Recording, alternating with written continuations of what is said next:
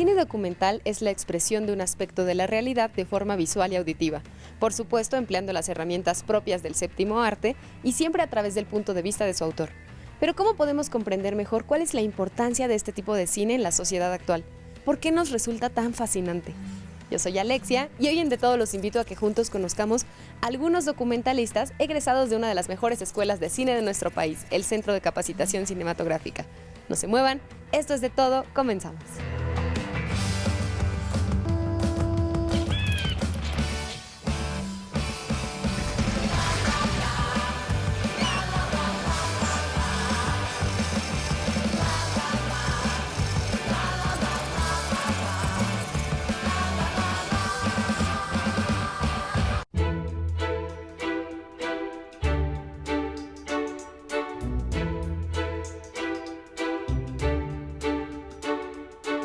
Nos acompaña Luciana Kaplan, ella es la coordinadora del área documental para los cineastas aquí en el Centro de Capacitación Cinematográfica. ¿En qué consiste un documental? Es una obra cinematográfica, creo que eso es muy importante decirlo. En general se piensa que el documental es más un tipo como de reportaje que da información, pero yo creo que realmente los alcances del documental son mucho más amplios. Es una obra cinematográfica que la característica que tiene es que es una historia como contada con elementos de la realidad. Lo que es muy interesante del cine documental es la variedad como de miradas, de herramientas narrativas, porque de alguna manera uno puede utilizar la entrevista, pero también la recreación, los elementos más poéticos, como que de alguna manera todas las herramientas narrativas pueden caber en el mundo documental. Es como una herramienta como de expresión personal, ¿no? Y eso es muy importante decirlo, porque creo que un poco lo que está pasando aquí en el Centro de Capacitación Cinematográfica es que los trabajos documentales están teniendo de alguna manera como más éxito en algunos momentos que las ficciones, y no son solamente porque tocan temas como políticos y sociales, sino porque tienen una búsqueda como narrativa que es pues mucho más interesante, ¿no? O sea, creo que nosotros lo que hacemos es tratar de que los alumnos busquen quiénes son, qué quieren decir, cómo lo van a decir, y siempre como privilegiando nuevas formas narrativas. En ese sentido estamos como muy atentos y muy preocupados en buscar como nuevas formas de contar historias.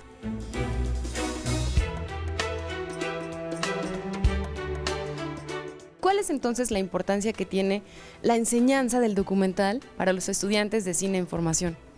Sí, yo siempre he dicho que el documental se tiene que empezar a enseñar al mismo tiempo que la ficción, ¿no? Porque creo que finalmente están haciendo cine, unos es con elementos de la realidad y otro es con actores, pero finalmente están creando pues películas. El documental sí se enseña, cómo se enseña, cuál es la mejor manera de darle todas las herramientas para que encuentren su voz y hacer como películas cada vez pues más potentes, ¿no? Más interesantes, que tengan algo que decir, pero que sea una voz personal, una búsqueda más emocional y más personal que hay que privilegiar, y que eso a veces pues no se enseña, o sea, de alguna manera como se acompaña y se insiste, ¿no? Pero no se enseña. Entonces todos estamos pues convencidos en crear un tipo de documental más de autor, con una voz más personal y que de alguna manera esté innovando, ¿no? en el quehacer cinematográfico.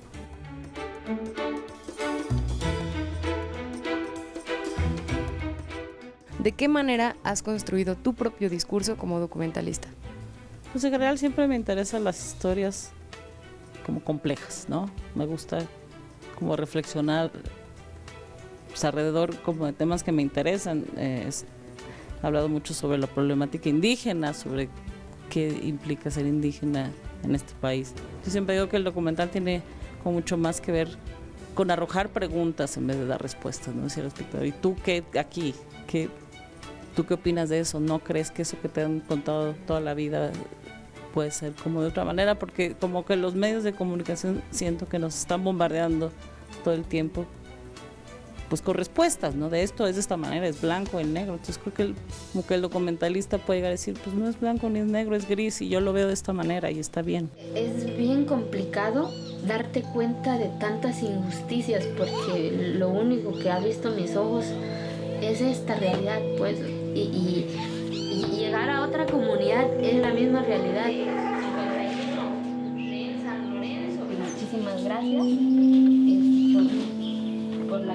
confianza, por el apoyo. ¿De qué se trata la revolución de los Alcatraces? Pues es la historia de una mujer oaxaqueña que se llama Eufrosina Cruz, que de alguna manera empezó como luchadora social. Ella quería que las mujeres votaran en su comunidad, pero por un sistema de usos y costumbres específicamente en esa comunidad no podían votar. Entonces trata de hacer toda una serie como de cambios y se va enredando un poco en ese caminar y acaba como diputada, o sea, primero local y después ya federal. Entonces es una reflexión sobre el poder. Yo empecé a hacer esta película porque lo que me interesaba era este tipo de mujeres y de hombres también que dicen: no estoy de acuerdo con las reglas y las quiero cambiar. El vocabulario de los políticos ha sido, es que es mi gente, es que yo muevo las comunidades. Las comunidades no son de nadie, la gente no es de nadie. Bruno Santamaría es un destacado cineasta mexicano con una sensibilidad extraordinaria y es exalumno de esta escuela. ¿Por qué decidiste que el documental era la línea, era el lenguaje en el cine que tú querías adoptar? Yo creo que ayuda mucho haber estudiado en el CCC, ¿no? Es una escuela que tiene una planta de maestros impresionante para documental. Y por otro lado, quizá también, pues sí, creo que también te encuentra un poquito como el lenguaje para contar las historias. ¿Qué quiere decir esto? Que, digamos, Margarita, ¿no? Es una película que trata de una relación que se construye entre dos personas, que es Margarita, una mujer mayor de 60 años, y yo, que quería estudiar cine. Y de alguna manera, Margarita, después de filmar la película en los años 70, porque ella fue actriz y después de eso empezó a vivir en la calle, pues justo estaba fuera de mi casa o en ocasiones se metía a la azotea de mi edificio. Y pues uno como niño, digamos, en este edificio con otros chavitos, de pronto subía a la azotea a encontrarse con Margarita, que se pintaba la cara de una manera extraña. Era, pues sí, en ese momento un terror, ¿no? Era como ver un fantasma. Hasta que en una ocasión mi papá me dijo que él había visto una película en la que salía una mujer que se parecía a esta señora, y a partir de ahí pues empezó a transformarse algo en mí en relación a esta mujer, queriéndola conocer, saber quién era, y pasaron años y años y años de obsesión porque mi papá no recordaba el nombre de la película, hasta que en una ocasión ella se acercó a mí, me pidió 10 pesos y en agradecimiento sacó una estampita de un santito y me dijo: mira, te pareces, ¿no? Entonces me parecía porque estaba narizón y barbón, y ella se burló un poco de mí, como que hicimos una especie de clic. Y a partir de ahí seguimos platicando, y Margarita era una mujer que hablaba de cosas fascinantes, de cubanas gigantes, unas cosas medio locas, pero que me encantaba escuchar, y dibuja Margarita, y me dibujaba a mí, yo dibujaba a ella. Se empezó a construir un lazo muy fuerte y la obsesión creció y creció y creció y creció. Estudié cine, no sé si fue exactamente para hacer la película de Margarita, pero sí muy motivado por las historias que ella me contaba. Y justo en el CCC, pues en el año de documental, empecé a trabajar la idea de hacer una película sobre ella. Empecé una investigación más profunda, encontré la película, por fin pude ver la película y fue fascinante. Quería mostrarle la película a Margarita, hablar con ella de eso, pero nunca supe bien exactamente cómo hacerlo porque me parecía muy delicado o sensible para ella quizá verse después de 40 años, ¿no? Y pues bueno, empezamos a hacer filmaciones en mi casa, porque en una ocasión ella tenía miedo de cohetes que estaban sonando por el Día de la Independencia. Entonces me dijo: ¿puedo entrar a tu casa? Y yo le dije: pues no estoy seguro, porque pues ella carga cuchillos a veces y yo no sabía si podía ser riesgoso, ¿no? Al final insistió porque estaba muy nerviosa. Entramos al departamento y pues, absolutamente no pasó nada, más bien estábamos muy incómodos los dos porque no sabía ella si sentarse. Me dije: es que huelo mal, y le dije: no te preocupes, tengo la nariz tapada. O sea, como que estábamos ahí tratando de entablar una conversación. Nos sentamos en el comedor, yo saqué mi cámara, empecé a grabarla. Me dice: es que mi tío tenía muchas de esas cámaras. Entonces yo ya sabía que su tío era el director de la película en la que ella había actuado, pero nunca se lo había preguntado. Y de pronto ella sacó el tema y empezamos a hablar, y me contó que conoció a Angélica María, que conoció a no sé quién, y empezó ella a hablar del cine y de que fue actriz. Y así empezamos, digamos, a filmar de manera constante en mi casa, hasta que en una ocasión ella entró a mi cuarto, vio un póster de la película en la que ella participó y me dice: ¿es el póster de la película? Sí. ¿Y tienes la película? Sí, la tengo, ¿la vemos? Me dijo, ¿no? Le digo: sí, si quieres. Y nos sentamos a ver la película y bueno, fue fascinante, digamos, ver cómo ella se miraba 40 años después, ¿no? Y digamos que eso es más o menos una de las motivaciones por las cuales estudié cine. ¿Y tú por qué ahorita no te vas allá a donde ibas a tu escuela? Sí, ya me voy, ¿verdad? Se te va a hacer tarde. Yo también tengo cosas que hacer y no puedo yo aquí.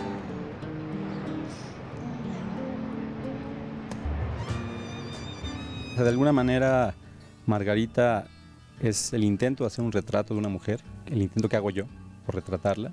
Evidentemente, y en la película se verá, es conflictivo, en un principio ya no cede del todo, ¿no?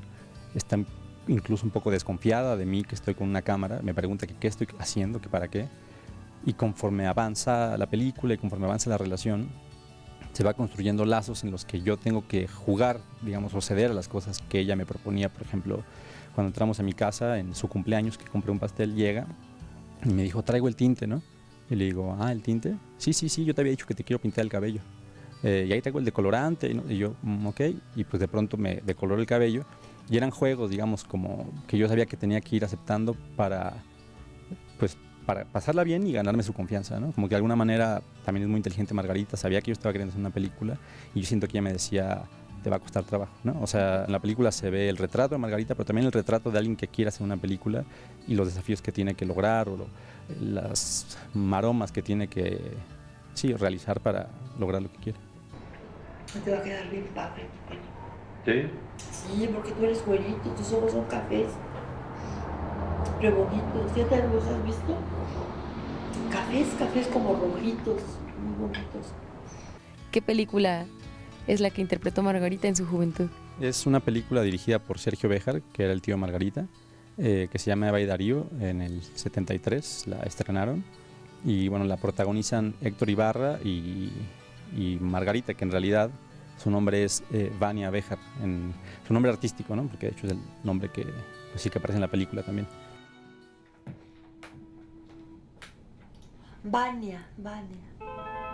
Ahí me llamaba Vania, el nombre artístico. ¿No era tu nombre real? No. ¿Era el nombre artístico? Vania Béjar Jaime. No, es otro nombre, sí.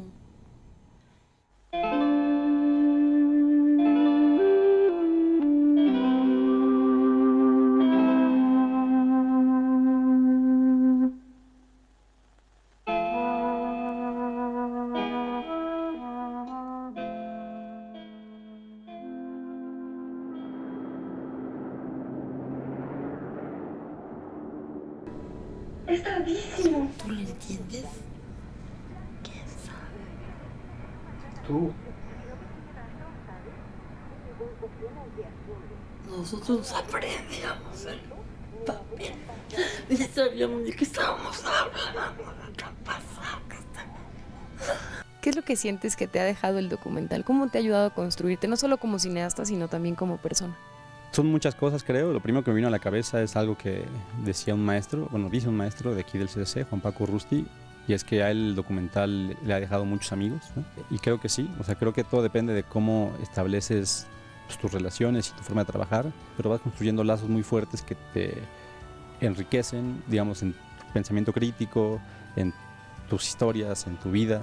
Pues sí, en un oficio en realidad demasiado privilegiado, que es el contar historias, ¿no? El documental, al menos en mi caso, le da mucho sentido a mi existencia. Esta foto la tuviste mucho tiempo, porque son tus 3 hijos que están desaparecidos. Son todas igualitas. El 25 de diciembre de 1975 me avisan por teléfono que mi hija Noni había desaparecido. Llego a la comisaría número 8 de La Plata y me quieren entregar las manos cortadas de mi hija en un frasco. Fue muy terrible. Natalia, ¿por qué documental? ¿Por qué este tipo de cine que muchas veces nos impresiona, nos conmueve, nos genera muchas emociones, pero sobre todo también creo que nos hace pensar en muchas cosas? Cuando empecé, antes de estudiar cine, estaba muy interesada en hacer alguna carrera que tuviera que ver con las sociales, y justo cuando decidí entrar a hacer cine, vi un documental de Juan Carlos Rulfo, que era El abuelo Cheno, y me di cuenta que había como otra forma de hacer documental del que estábamos acostumbrados a ver, o yo estaba acostumbrada a ver. El documental me parece muy interesante porque es una forma de mostrar la realidad. El documental, siendo parte del cine, nos da un pie para que podamos entender pues, el mundo que tenemos, ¿no? El cine es una puerta que llega a muchísimas personas y creo que es una gran herramienta. Discurso de Laura en la Facultad de Derecho, marzo 2006, Argentina. Solo nuestros hijos nos resignifican cuando pueden nombrarnos, y ellos ya no pueden hacerlo. pero nosotras a ellos sí. Y los compañeros de escuela y los amigos del barrio. Y los sobrevivientes que los conocieron podrán hablar de esa multitud de nombres. A mí siempre me han interesado los temas sociales y sobre todo la memoria y la transmisión de la memoria. El documental que yo hice, Tiempo Suspendido, es sobre la memoria colectiva, pero mostrada a través de la memoria personal. Y creo que es importante eso porque nos da la herramienta de poder al espectador entrar en contacto con otras realidades sin que sea tu propia realidad, pero te permite abrirte a otros mundos, ¿no? A poder conectar con otros mundos y ser como más susceptible a las cosas que pasan. ¿De qué se trata Tiempo Suspendido? Bueno, Tiempo Suspendido es un documental sobre mi abuela. Yo nací en Argentina y en Argentina hubo una dictadura militar del 76 al 83, donde hubieron 30,000 desaparecidos.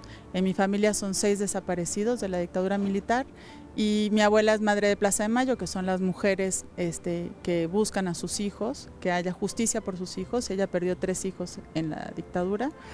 Y fue una mujer que luchó por la memoria colectiva, la memoria social, de que no se perdiera la historia de lo que había pasado en Argentina. Y también después ella empezó a trabajar en diferentes partes del mundo y siempre llevando el tema de la memoria. Pero paradójicamente al final de su vida ella perdió la memoria porque tenía demencia senil.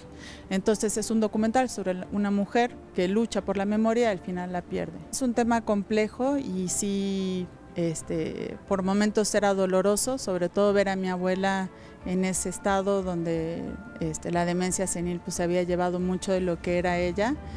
Y al mismo tiempo fue muy lindo porque pude ver otro aspecto de mi abuela, ¿no? Entonces, una vez que pasó el primer mal trago de ver a mi abuela en esa situación y poder darle la vuelta y encontrar otra mujer, pues esa parte fue muy bonita.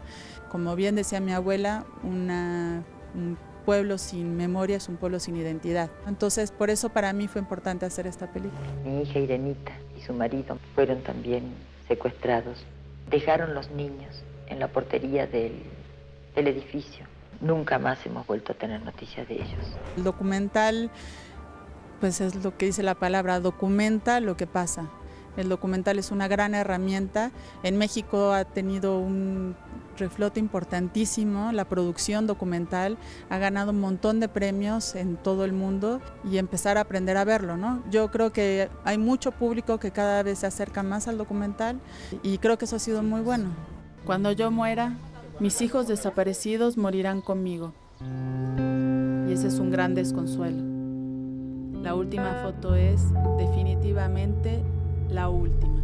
Tiempo Suspendido es compartir la historia de mi abuela a una sociedad, creo yo, en general, no solo en México, sino en el mundo, donde muchas mujeres, muchos hombres luchan por la búsqueda de justicia y la importancia que tenemos de recuperar nuestra memoria, de mantener viva la memoria para que no perdamos la identidad como sociedad. Ha estado hablando con su hermana en Londres, ahora se le metió la idea de que un año nos quedamos en Cancún, luego nos vamos a Londres. ¡Arte! ¡Vámonos!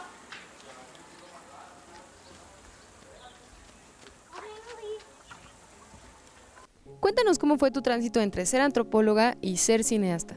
Yo soy de la ciudad de Oaxaca y estudié en un bachillerato en artes. Entonces una amiga me habló de la antropología visual. Me acerqué a la ENA y a la Escuela Nacional de Antropología e Historia. Esta experiencia como estudiante de antropología me permitió conocer la Costa Chica, la región de la Costa Chica, de Oaxaca y Guerrero. Y el cine que me interesa y que hago actualmente se nutre profundamente de esa experiencia previa. ¿Y cómo describes el cine que haces? Me parece que es un cine que intenta profundizar de manera íntima con las personajes con las que trabajo, y es un cine pues muy transparente y honesto en ese sentido y con mucha ética y respeto por ellos y ellas.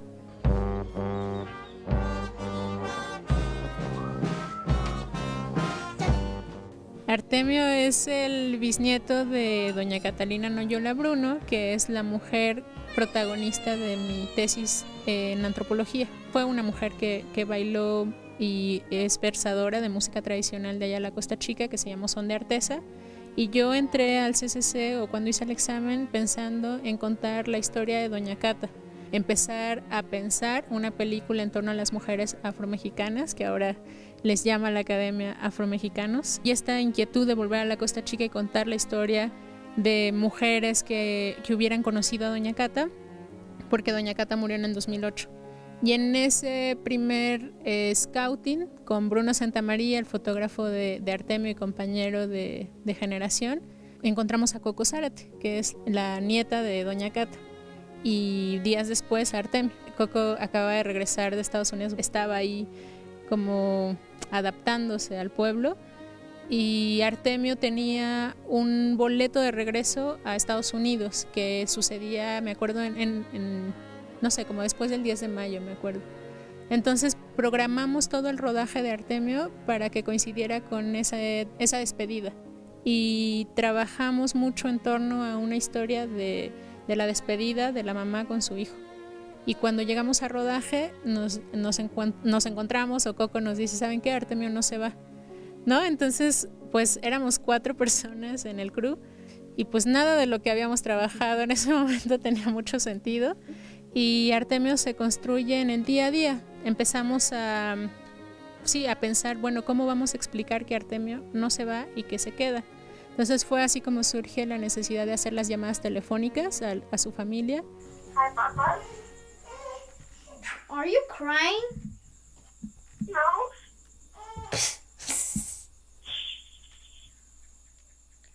How are you, Papa?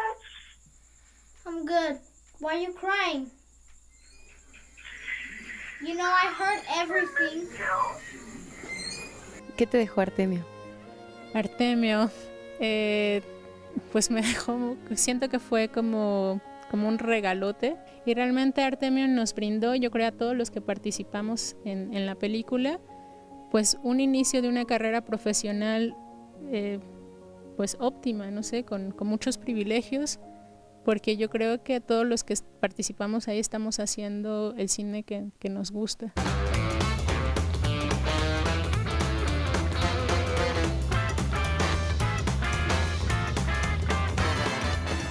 Existen infinitas formas de hacer cine documental.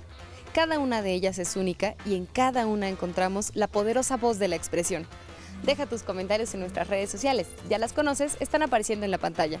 ¿Quieres volver a ver este capítulo? Visita nuestro podcast en iTunes y nuestro canal en YouTube. Yo soy Alexia y recuerda que lo más interesante y lo más divertido está aquí, en De Todo.